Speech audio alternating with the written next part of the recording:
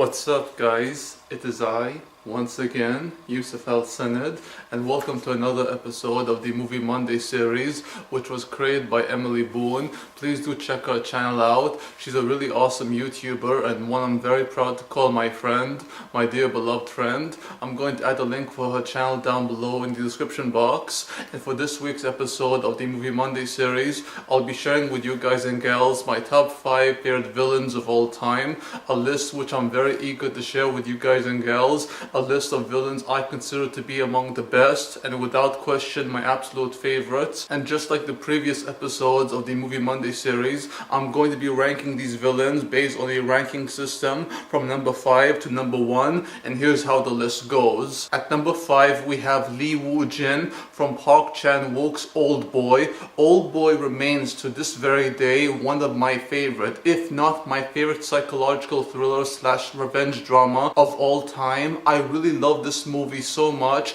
It has everything I look for in a true thriller, which also has an element of mystery and some black humor to it. This film focuses on the revenge tale of Oh Dae-soo, who is played so very well by Choi Min-sik, a South Korean actor. Choi Min-sik plays Oh Dae-soo, and he seeks revenge against a man who condemned him 15 years in prison in this small room, which basically is his prison cell. And Oh Dae-soo wants nothing more than revenge because he is so confused as to what he did to this man that would make him so angry and so determined to have him in prison for 15 years. And when we learn in the very end as to why he did all this, why he had elaborated this whole plan just to put Oh Dae-soo in prison, to free him and to make him pay the piper, or the price you could say, it's all because of one mistake, one evil deed, one sin which Oh Dae-soo has committed, which results in the death of his beloved sister, Lee Woo-jin's beloved sister, who he had a sexual relationship with. And no matter how you may view his relationship with his sister, he truly loved her so much, and she was robbed from him because of Oh Dae-soo, because of his tongue, that one lie he told, which drove her to suicide, and she carried his child inside her, which understandably drove him insane. And Lee Woo-jin has wanted revenge for so long, and by the end, guys, you feel so conflicted as who's in the wrong and who's in the right. But the genius behind Park Chan-wook's movie, it doesn't choose side. Nothing is black and white. Park Chan-wook basically shows us the tale of Oh Dae-soo and his quest for revenge, and by the end he catches us, the audience, off guard, and we soon learn the truth behind Lee Woo-jin and his relationship with Oh Dae-soo and why he hates him so much. And by the end, guys, Lee Woo-jin tells Oh Dae-soo as he finally broke him, and after Oh Dae-soo cut his own tongue out, the very same tongue in which he gossiped about Lee Woo-jin and the relationship he had with his sister, Lee Woo-jin looks at Oh Dae-soo in his face before he leaves and asks him,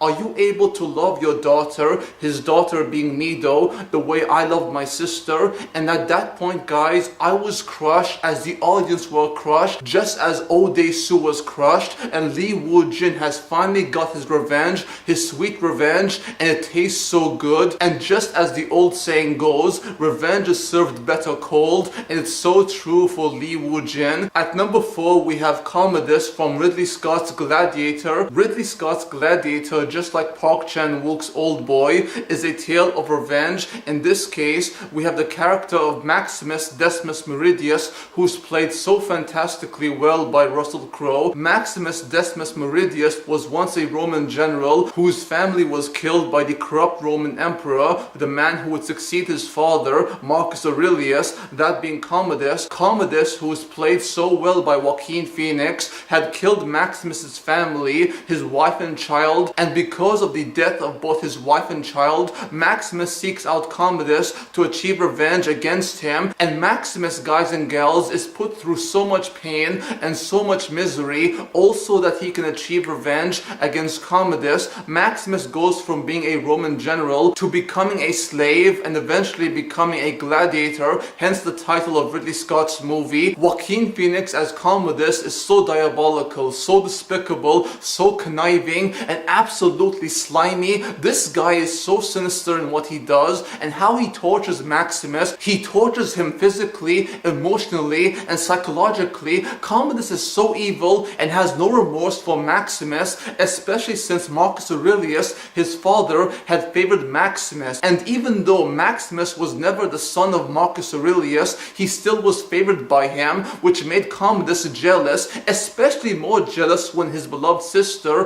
who loved Maximus, had favored him over her own brother, her beloved little brother, and this made Commodus very angry, very jealous, and very greedy. Commodus was actually the main inspiration behind Joffrey Baratheon in terms of how the actor Jackie Gleason played him. Jackie Gleason had confirmed in an interview that Joaquin Phoenix as Commodus was his main inspiration behind his role as Joffrey Baratheon. Their similarity is exactly how Jackie Gleason described as Commodus being the inspiration behind his character Joffrey, and Joaquin Phoenix once again is so good at playing this character. This character is so slimy and so evil and so despicable. You want Maximus to achieve his revenge against him, and revenge, as always, tastes so sweet. Oh, it does. At number 3, we have the Xenomorph from Ridley Scott's 1979 horror/science fiction classic, Alien. I really love this movie so much.